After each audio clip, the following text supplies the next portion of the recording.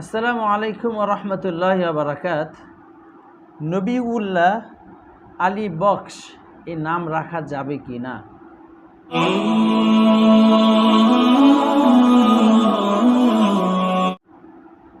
Nabiullah Ali box এই দুইটা নাম না রাখাই উচিত, সমুচীন।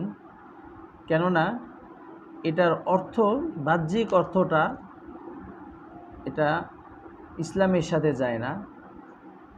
কারণ একজন ব্যক্তির জন্য নবী হওয়া সম্ভব না। নবী শুধু আল্লাহ যাকে বানান তিনিই নবী হন, কিন্তু তার নাম যখন নবিউল্লাহ রেখে দেওয়া হলো, তো এটা কেমন হয়ে গেল? পাশাপাশি আলী বক্স, আলী রাদিয়াল্লাহু তাআলা আনহু তাকে দিয়েছেন, তো এটার দ্বারাও কেমন একটা শিরকের গন্ধ পাওয়া যায়।